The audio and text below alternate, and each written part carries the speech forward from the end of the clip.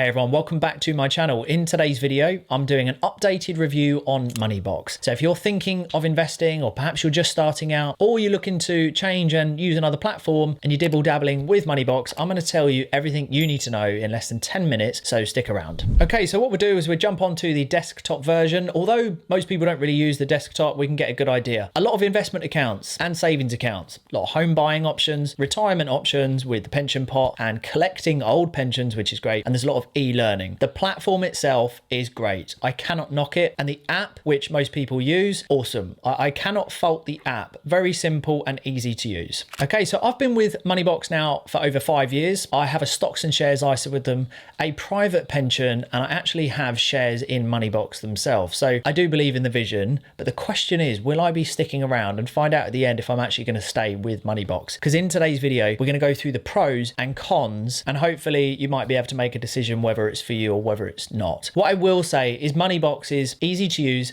very simple, and it's very in layman's terms, right? So this isn't, I wouldn't say this is an investment app for people who are looking to dump tens of thousands of pounds. This is for someone who's looking to invest wisely, save wisely, cost average, and make smart investment decisions. This is kind of for your domestic and retail investor. Okay, let's go through some of the key features of Moneybox first. FCA regulated.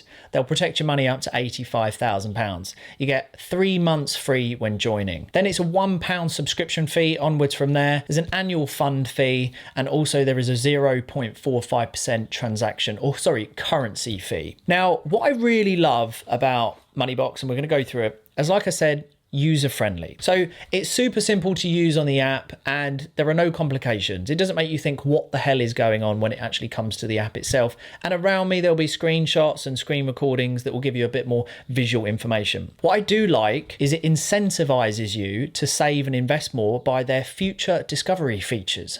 That's really, really cool, where you can actually see how much you're going to have in 10 years time based on the amount that you're investing, which kind of gives you that push to say, oh, if I just add another £1 or another £2, I'll have that. Because the compound effect over 10 years is so much more with interest. It will give you an average of interest what you might have. What I really like as well is when I first started on Moneybox, there was limited options on how you could invest. Typically, it was through an ETF, like a Fidelity fund, which was just a tracker, and that was it, which for me is fine. When it comes to investing, I just want slow and steady. I want to put my money into it and set and forget. I don't want to be this guy who's trying to hand pick and beat the market. I'm not that type of person, which is why I've always stuck with Moneybox. But you can actually get involved in individual stocks now, like Adobe, Amazon, Apple, and then you can actually start buying them. That's really cool. That wasn't available once upon a time. There are many more ETF funds available. Again, you'll see it on the screen. And that just gives you nice diversification, because we've all got different things that we like to invest in. So it's important to offer more options. And I know Moneybox had a lot of feedback in that I wish they had more. I remember when they brought on the Vanguard and the S&P 500, it was like, wow, this is insane. And I actually added that to my portfolio. And one of the things that we're going to get onto is you can change your allocation for your investment portfolio, which is really cool. Now,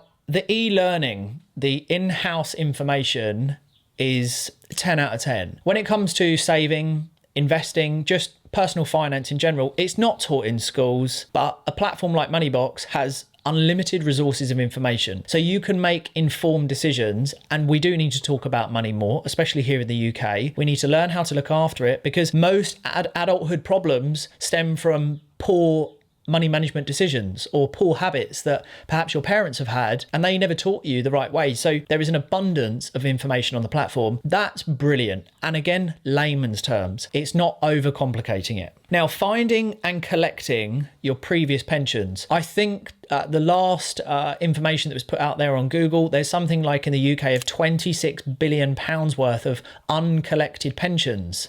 That's mad. There are people out there who are not reclaiming their pensions, which they're entitled to, up to £26 billion worth. Now, what Moneybox does, which is really nice, and I've used it, it can actually find your previous pensions with certain information that it requires from you, and it can collect all that, merge it together, and put it in one place. So you can have all of your pensions put into Moneybox, and then you've got visuals and control over it. That's really nice. Not a lot of other platforms use that or have that feature. Now, the roundup feature I just think is fantastic. Now, I know banks are starting to do this, but I've used it from day dot, which is where you go into a shop, you spend 60p, £1.60, and it will round it up with another 40p if you turn it on automatically to round it up to the nearest pound. You do that time and time again, that compound effect is going to make a huge difference to either your pension, your stocks and shares, your general investment account, whatever one you're using. That's a fantastic feature. Spend £1.20, round it up by 80p.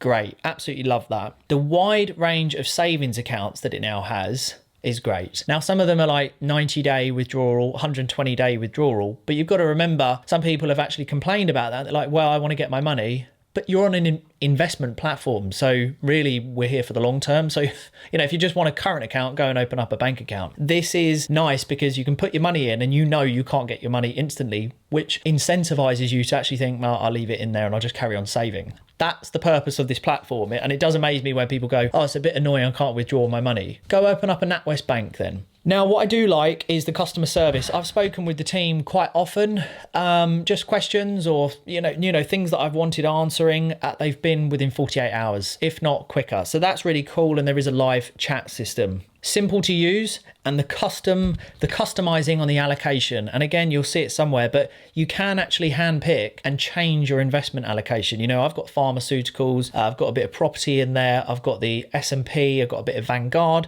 Fidelity. So there's a few that I've sort of handpicked and changed my allocation, which is really nice. And I'll probably alter that the older I get, right, and withdraw that or reduce the level of equity that I'm holding more into sort of bonds and loan notes and commodities, just to reduce the risk. And I'll monitor that as I get a bit older. Now, the private pension will typically give you that Fidelity option, the Fidelity fund, or it will be the BlackRock Life Path. What is nice about the Life Path option is it actually goes from high equities as you're a younger age, and obviously you can handpick the age that you would like to withdraw that, but it also reduces automatically through the Life Path BlackRock option, and it will move you automatically as you're getting older into more bonds and commodities. So it will give you that interest rate as you've got the years to spare, but as you get older and it's close to that withdrawal time at your pension age, it'll actually have moved you into bonds and commodities. That's really nice, and that's automatic. So, they don't have a huge amount of pension options, but again, I think we overcomplicate things. I'm not looking for a platform where I've got a million options. One, I don't have the time. Two, I am kind of classed in terms of a stocks and shares and a pension as a domestic or retail investor. I'm not dumping tens of thousands of pounds. If you are, you probably just want to go onto Vanguard and that be it, and go on an equity fund, an 80-20. Now, the cons, they don't have their retail partnerships anymore where you get discounts with like booking.com or these other places where you can get these little incentives. And I know some people are a bit miffed by that because you can get vouchers and you can get points rewarded. However,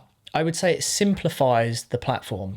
I would say it's less complicated. So there's a lot going on the platform, very easy to use, but there is a lot going on with the tools, the learning, the discovery, the accounts, and to have all those companies on there with all the vouchers and the discounts, it's an investment platform. We're there for a purpose, right? So I wasn't that bothered. Now, the fees, there are other YouTubers that dive into the fees and they get you thinking, look, they're highly competitive. Okay, so it's a yin and yang. It's a com-si, com-sa. It's a seesaw. Yes, they charge £1 a month, but it's peanuts in the grand scheme of things, as long as you're a domestic or retail investor putting in reasonable amounts. When you start going up to tens of thousands of pounds or hundreds of thousands of pounds, then you're definitely going to want to weigh up the fees. Obviously, you do want to consider the fees against the annual interest you're earning on an investment fund, because people will go, great, I'm earning 6%, but they're not taking in consideration the fees. So actually, it's never really 6%. I think they're competitive. I don't get too caught up in it because I really feel there's always a yin and yang situation. Com-si, com-sa. Other platforms will charge more fees, but there'll be a higher interest rate, but it levels off.